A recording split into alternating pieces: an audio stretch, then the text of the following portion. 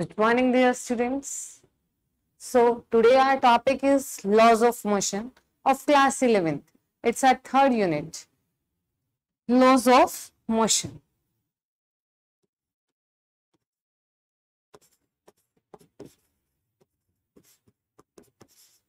देखिए, न्यूटन ने हमें प्रीवियस लेक्चर्स में हमने पढ़ा, सबसे पहले हमारा फर्स्ट यूनिट था यूनिट्स एंड मेजरमेंट, कि कैसे किसी चीज को मेजर किया जाता है, किस क्वांटिटी में मेजर किया जाता है, कोई क्वांटिटी स्केलर है, कोई फिजिकल है, उसकी यूनिट क्या रहेगी, सिस्टम ऑफ यूनिट्स पढ़े कि एसआई सिस्टम क्या है, सीजीएस क्या है, एमकेएस क्या है। इसके बाद हमने सेकेंड यूनिट में पढ़ा कि हमारी मोशन काइनेमेटिक्स में motion in a straight line and motion in a plane. Now our third unit is laws of motion. As we all know that in class 9th we have done about laws of motion. Now we have three laws of motion. First is Newton's first law of motion, second and third law of motion. Laws of motion are given by Newton.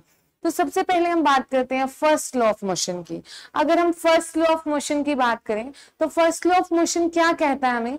First law of motion हमें कहता है एक body अगर rest पर है तो वो rest पर रहेगी, अगर एक बॉडी मोशन में है तो वो मोशन में रहेगी. तो हम इसकी जगह क्या कह सकते हैं? Body in what ever state, उस बॉडी की कोई भी स्टेट है, चाहे वो रेस्ट है या मोशन है, वो उसी में रहेगी unless or until we have applied an external force in it.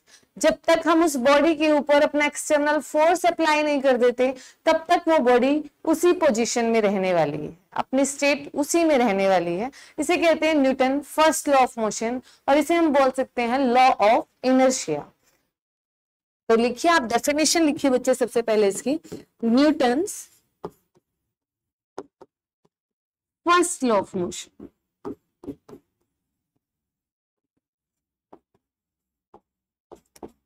Newton का फर्स्ट लॉ ऑफ मोशन क्या कहता है? A body will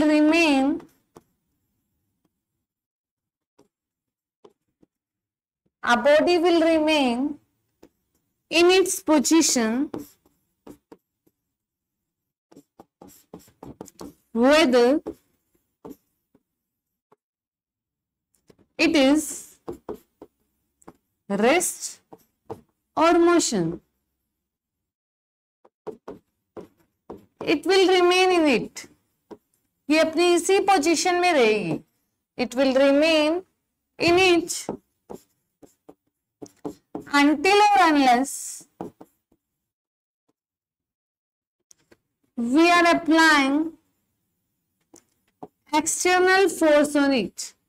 जब तक इस बॉडी के ऊपर हम एक्सटर्नल फोर्स नहीं अप्लाई कर देते तब तक ये बॉडी किस में रहेगी? अपनी सेम पोजीशन में रहेगी. क्लियर है? नेक्स्ट बात करते हैं इसी लॉ को, जो हमने सबसे फर्स्ट लॉ किया, क्या किया था हमने? ये Newton first law of motion, it is called law of inertia. क्या कहते हैं हम इसे? Law of inertia. अब हमारा इनर्शिया क्या है बच्चे?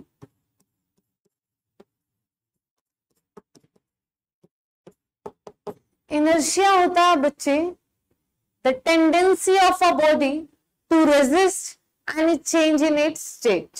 इनर्शिया क्या है? कि एक बॉडी की टेंडेंसी, एक बॉडी की वो प्रॉपर्टी जिसकी वजह से tendency of the body to resist, ऐसी प्रॉपर्टी जिसकी वजह से वो रेजिस्ट करती है टू एनी चेंज, किसी भी तरीके का चेंज हो, किसमें? इन इट्स स्टेट. उसकी स्टेट में कोई भी चेंज आए उसको जो मना करती है, वो रेजिस्ट करती है, उसे कहते हैं हम इनर्शिया. क्या कहते हैं? इनर्शिया. इनर्शिया को हम कैसे मेजर करते हैं बच्चे? इनर्शिया को मेजर करने के लिए हमें मास की जरूरत पड़ती है. अगर किसी बॉडी का मास ज्यादा है तो उसका इनर्शिया ज्यादा होगा, उसका मास कम है तो इनर्शिया कम होगा. एग्जाम्पल के लिए एक आपके पास स्टोन है और एक पेपर है, इन दोनों में से किसका इनर्शिया ज्यादा होगा? इनर्शिया उसका ज्यादा होगा जिसका मास ज्यादा है। तो स्टोन का मास ज्यादा है as compare to paper, that's why stone has more inertia. Inertia is the measure of mass.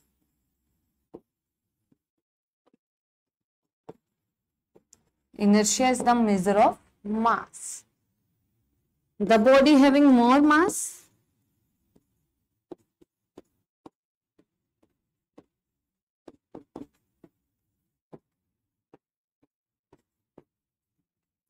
have more inertia.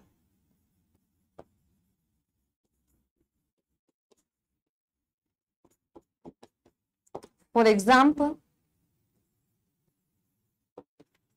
stone and paper.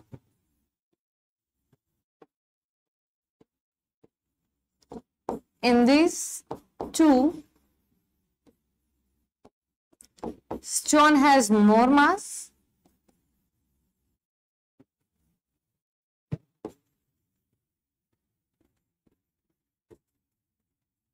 that's why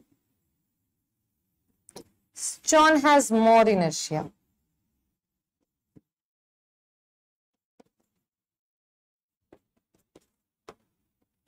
आगे हम मूव करते हैं बेटा types of inertia.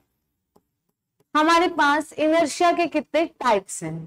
Types of inertia की बात करें तो हमारे पास 3 टाइप्स ऑफ इनर्शिया हैं।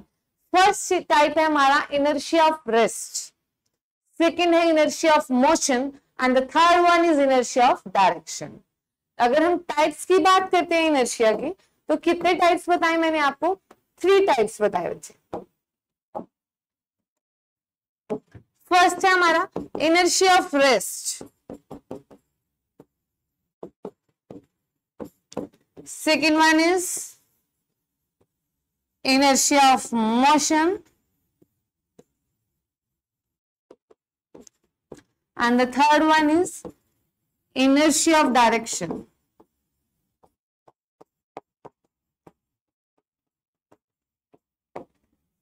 अब inertia of rest क्या होने वाला बच्चे? inertia of rest की बात करें तो अगर एक बॉडी रेस्ट पे है तो वो रेस्ट पे रहना चाहेगी, उसकी बॉडी इनर्शिया प्रोड्यूस करेगी, रेजिस्ट करेगी उसको कि तू रेस्ट में रह, तो मोशन में ना आ। एग्जाम्पल के लिए जैसे कि एक बस है, रेस्ट पर है, बस में बैठे पैसेंजर भी रेस्ट पे होंगे अगर बस रेस्ट पे, ऑब्वियस सी चीज है।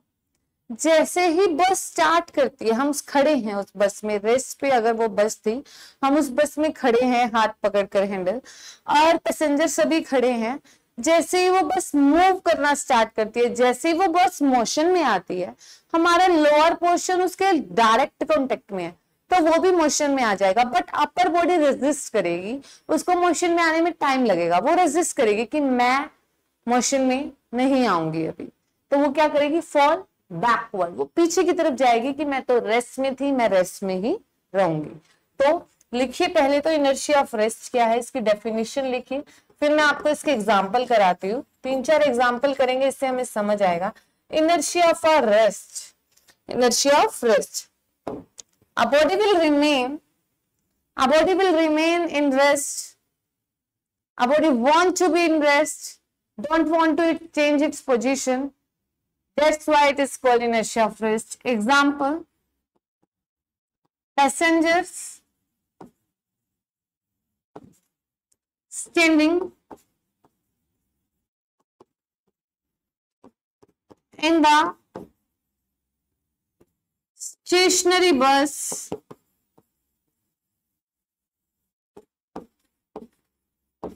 falls backwards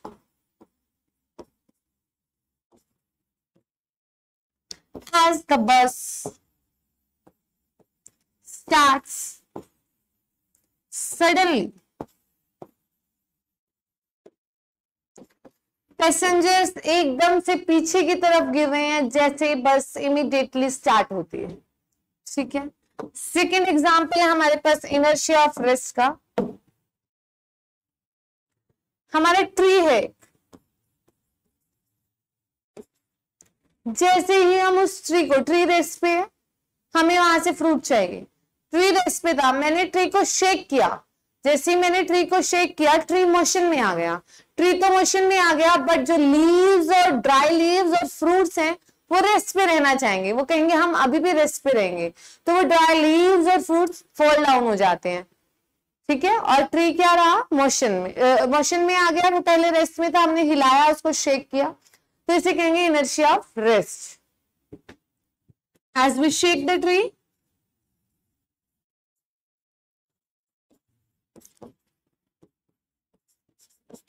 dry leaves and fruits fall down, dry leaves और फ्रूट्स फॉल डाउन, नीचे की तरफ गिर जाते हैं, due to inertia of rest, due to inertia of rest. Clear है बच्चे? अब थर्ड एग्जांपल लेते हैं हम इसका। एक कारपेट है, कारपेट होता है सबके घर में, जब हम आते जाते हैं उस पर पैर साफ करके एंट्री करते हैं, वॉशरूम में होता है, मेन गेट पर होता है, ड्राइंग रूम के बाहर होता है ना, तो क्या होता है उस कारपेट को किस लिए रखते हैं, ताकि सारी डस्ट उस पर आ जाए। तो कारपेट को क्लीन करना है, कैसे करेंगे, कारपेट लिया, उसे बीट कर रहे हैं, कारपेट को जब हम बीट करते हैं एक स्टिक से, तो क्या होता है कारपेट एकदम से मोशन में आ जाएगा और वहां से सारे डस्ट पार्टिकल नीचे गिर जाते हैं। ये क्लीन करने का मेथड है, उसको मारो, ऐसे बीट करो और सारे के सारे डस्ट पार्टिकल नीचे हो जाएंगे। अब आप अपनी मम्मा को बताओगे, जब वो डस्ट को क्लीन कर रहे होंगे, तो आप उन्हें बताओगे कि क्या हो रहा है मम्मा, ये क्यों डस्ट पार्टिकल नीचे आ रहे हैं, क्योंकि यहाँ पर इनर्शिया ऑफ रेस्ट है। तो कुछ ज्यादा मुश्किल नहीं है फिजिक्स, आप डेली लाइफ से रूटीन करेंगे, रिलेट करेंगे, बड़ा इजीली हो जाएगा, ठीक है। तो कारपेट से डस्ट पार्टिकल क्यों बाहर आ रहे हैं, उसके पीछे का रीजन है inertia of rest. Dust particle चाहते हैं हम रेस्ट में ही रहें, और इनर्शिया ऑफ रेस्ट की वजह से वो नीचे गिर जाते हैं।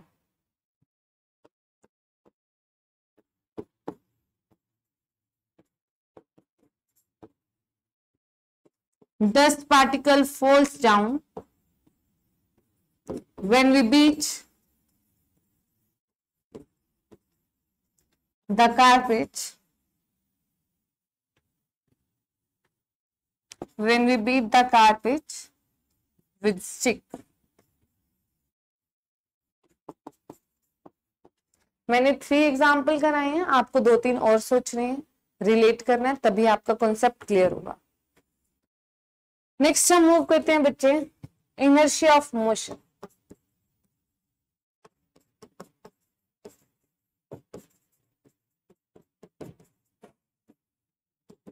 इनर्शिया ऑफ मोशन क्या कहता है, देखिए एक बॉडी अगर मोशन में है तो वो रेस्ट में आने में रेजिस्ट करेगी, वो कहेगी नहीं मैं रेस्ट पे नहीं आऊंगी, मोशन में हूं मैं, अपनी स्टेट को चेंज नहीं करूंगी, मैं रेस्ट पे नहीं आऊंगी, उसे कहेंगे इनर्शिया ऑफ मोशन। अब इसके एग्जाम्पल देखिए, सबसे फर्स्ट एग्जाम्पल मैं देती हूँ उस बस का ही। एक बस मूव कर रही थी, मोशन में थी, अगर बस मूव कर रही है तो उसमें बैठे हुए पैसेंजर्स भी क्या करेंगे, मूव करेंगे, वो भी मोशन में आ जाएंगे, ठीक है, क्लियर है। लेकिन जो हमारा ड्राइवर है वो सडनली ब्रेक अप्लाई करता है, ड्राइवर जब सडनली ब्रेक अप्लाई करेगा तो क्या होगा, सारे के सारे पैसेंजर्स कहाँ गिरेंगे, फॉरवर्ड। क्यों, वो आगे क्यों गिर रहे हैं, उसके पीछे का रीजन क्या है, उसके पीछे का रीजन है इनर्शिया ऑफ मोशन। हमारी लोअर बॉडी इमीडिएट कांटेक्ट में है हमारी बस के साथ, जैसे ही बस रेस्ट पे आती है बॉडी भी रेस्ट में आ जाती है। तो जो अपर पोर्शन है, लोअर बॉडी तो रेस्ट पे आ गई, अपर पोर्शन रेस्ट कर रहा है, मैं तो अभी भी आगे जाऊंगा, मैं तो मोशन में हूं, तो वो मोशन की वजह से वो क्या करता है, आगे की तरफ फॉल डाउन होता है। लिखिए इसे, passengers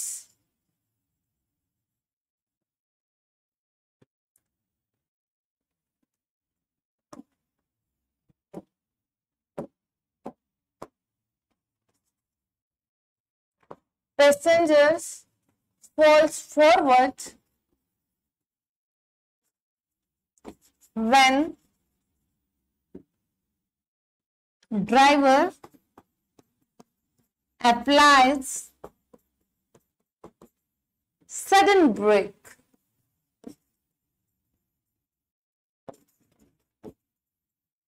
in a moving bus.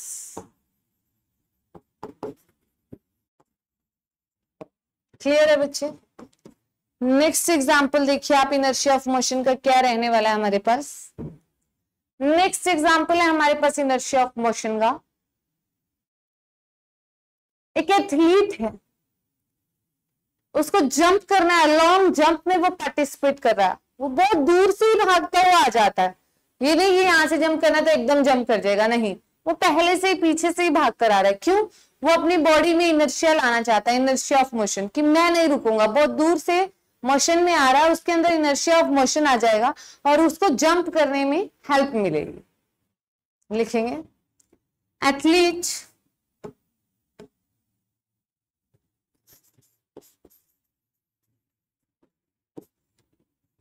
moves before, athlete runs लिख लीजिए, athlete runs before long jump. Clear है बच्चे? नेक्स्ट एग्जांपल लेते हैं हम इनर्शिया ऑफ मोशन का। क्या? एथलीट का ही लेते हैं। हमने एक हाई रेस ली है, ठीक है, एक रेस में पार्टिसिपेट कर रहे थे।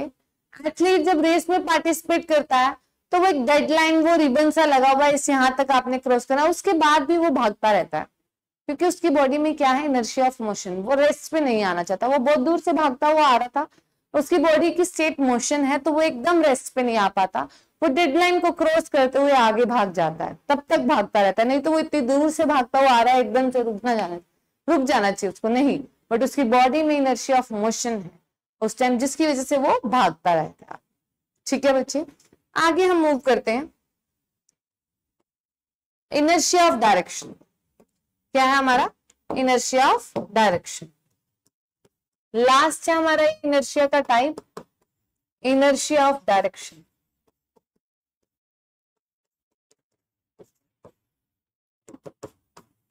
इनर्शिया ऑफ डायरेक्शन क्या कहता है?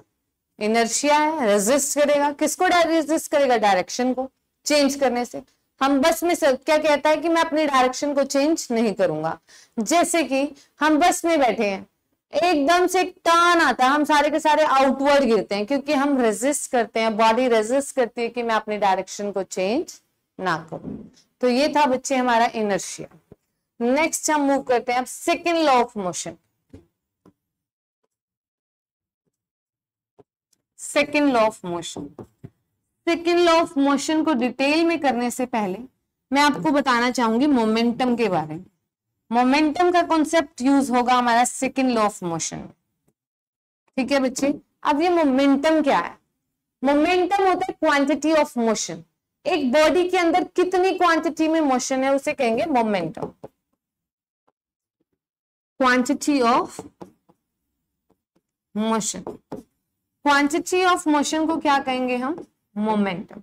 एक बॉडी में जितनी क्वांटिटी में मोशन होगी उसे हम क्या कहते हैं? मोमेंटम। मोमेंटम एक वेक्टर क्वांटिटी है, इसका फॉर्मूला रहेगा P is equal to mv। P is equal to mv, it is a vector quantity. जो डायरेक्शन हमारी मोमेंटम की रहने वाली है वही सेम डायरेक्शन हमारी वेलोसिटी की रहेगी। जो डायरेक्शन वेलोसिटी की है वही मोमेंटम की रहेगी। ये कैसी क्वांटिटी है बच्चे? ये वेक्टर क्वांटिटी है। क्लियर है? अब इसकी डायमेंशंस की बात करते हैं। सबसे पहले एसआई यूनिट पे आ जाइए। SI unit of momentum. Momentum की आपने एसआई यूनिट फाइंड आउट करनी है। कैसे निकालेंगे? फॉर्मूला हमारे पास P is equal to mv। m की यूनिट है किलोग्राम और v की यूनिट है metre per second.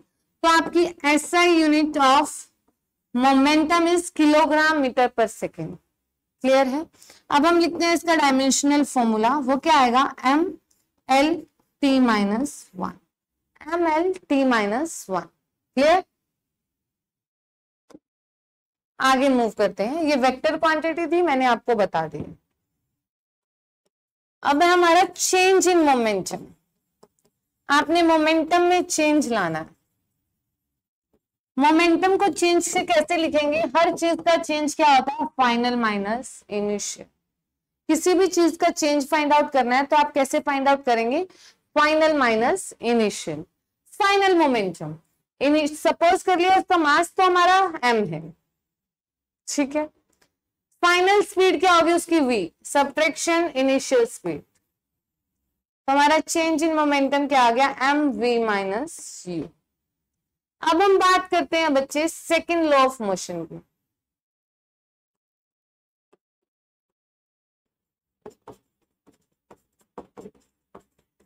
Second law of motion हमें कहता है जब भी आप किसी बॉडी के ऊपर एक्सटर्नल फोर्स अप्लाई करते हैं वो डायरेक्टली प्रोपोर्शनल होता है change in momentum with respect to time.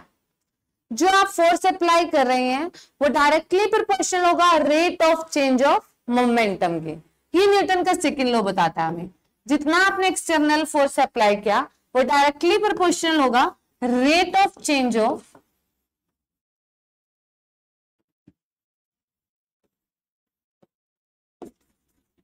Momentum. आपके मोमेंटम में कितना चेंज आ रहा है उसके डायरेक्टली प्रोपोर्शनल होगा। हमने क्या निकाला था अभी, change of momentum. Change of momentum क्या आया था बच्चे, एम वी माइनस यू। अब हम क्या निकालेंगे, rate of change of momentum. Rate of change of momentum से हमारा मतलब है टाइम के साथ साथ मोमेंटम में कितना चेंज आ रहा है, M V minus U by C. Clear है, M V minus U by C. Proportionality को हटाया, इक्वल आया और एक कांस्टेंट ऐड किया K, M V minus U by T. K की वैल्यू को हमने 1 सपोज कर लिया और हम सभी को पता है बच्चे v minus U by T क्या होता है, एक्सेलरेशन। तो क्या आ गया हमारा एम ए। फोर्स किसके इक्वल आ गया, मास इनटू एक्सेलरेशन के। This is our second law of motion. Clear है, सेकेंड लॉ ऑफ मोशन से हमें फॉर्मूला मिला एक एफ फोर्स का, दैट इज एम ए। हमारे पास क्या आ गया, फोर्स का फॉर्मूला आया मास इनटू एक्सेलरेशन। इसके एसआई यूनिट की बात करें तो बच्चे क्या होगी, SI unit of force kilogram metre per second square, और we can say that it Newton. Dimension formula क्या रहेगा, M L T minus 2। Clear है। अब हम बात करते हैं अपने थर्ड लॉ ऑफ मोशन।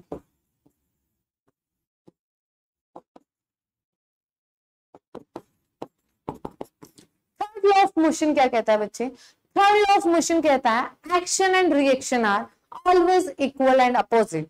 जितना आप रिएक्ट कर रहे हैं उतना ही रिएक्शन होगा, जितने फोर्स से आप एक्ट कर रहे हैं उतना ही बैक रिप्लाई आएगा, रिएक्शन उतने ही सेम फोर्स का, but in opposite direction. Definition लिखिए बच्चे Newton third law of motion की, action and reaction our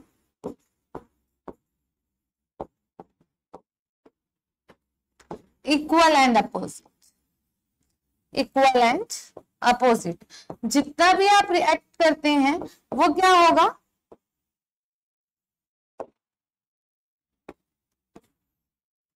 action and reaction are always equal and opposite.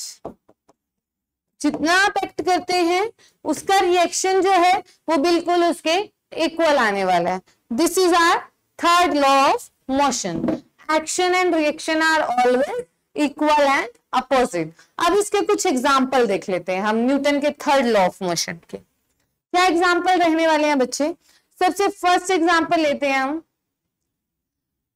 हम चल पा रहे हैं, चल पा रहे हैं, मैं चलती हूं, मैं अर्थ को बैकवर्ड पीछे की तरफ एक पैर से, राइट फुट से मैंने आगे किया, राइट फुट आगे किया, मैंने बैकवर्ड अर्थ को पीछे की तरफ किया और अर्थ ने मेरे ऊपर फोर्स लगाया फॉरवर्ड डायरेक्शन, जिसकी वजह से मैं चल पाई। ठीक है बच्चे।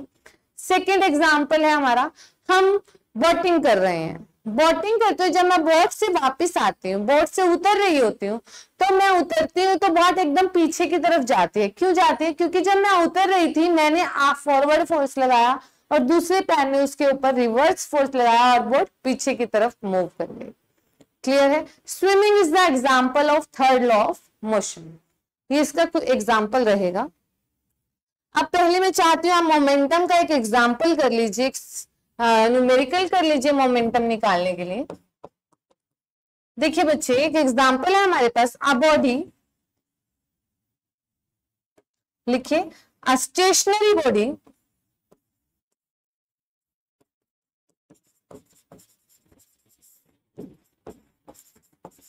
start moving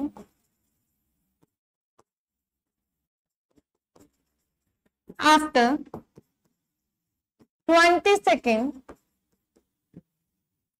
with velocity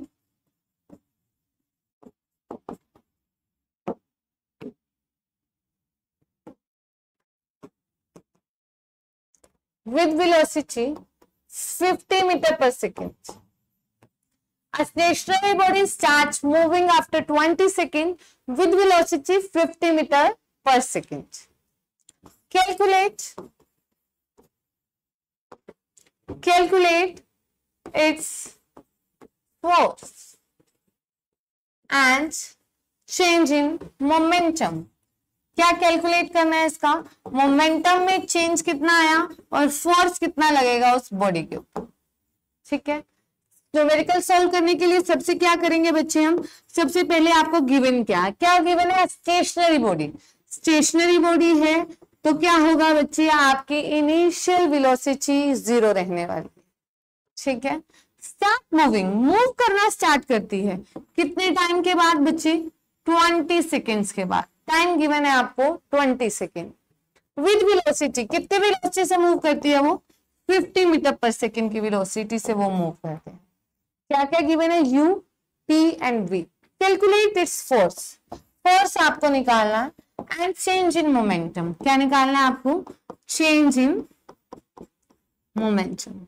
इसमें वो एक बात बोलनी भूल गया. A stationary body of mass 5 kilogram. एक ऐसी बॉडी जिसका मास कितना था? 5 किलोग्राम. और वो स्टार्टिंग में किस पे थी बच्चे? रेस्ट पे. बॉडी स्टेशनरी है, उसका 5 किलो मास है. 20 सेकेंड के बाद वो चलना शुरू करती है. और किस स्पीड से चलती है वो बच्चे? 50 मीटर पर सेकेंड की स्पीड से वो मूव कर रही होती है. कितने टाइम के बाद? 20 सेकेंड के बाद वो मूव करती है. तो हम सभी को क्या फाइंड आउट करना है बच्चे? हमें फाइंड करना है उसका force and change in momentum. तो हमारे पास चेंज इन मोमेंटम का फॉर्मूला है, डेल पी से चेंज को रिप्रेजेंट करेंगे P F minus P I. M V minus M U. M common है, बाहर ले लीजिए. फॉर्मूला क्या बनेगा? v minus you.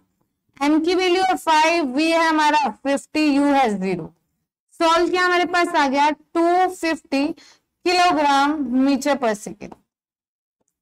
क्लियर है बच्चे? अब हमें निकालना है फोर्स.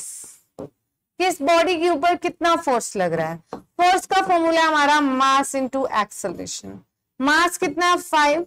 एक्सेलरेशन का फॉर्मूला क्या है? v minus U by T. v है 50, u 0 है, बाई टी. t कितना है? 20 seconds.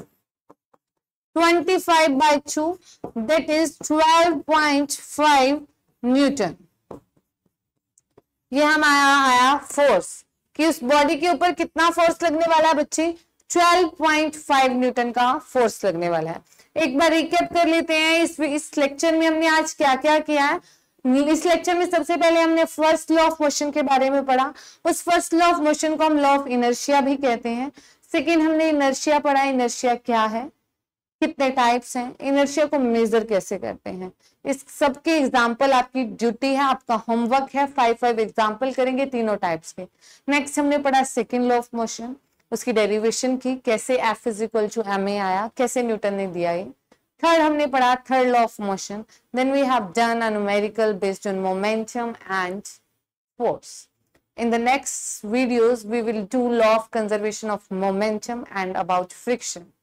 Thank you, dear students. If you have any query, please comment. I will solve it. Thank you.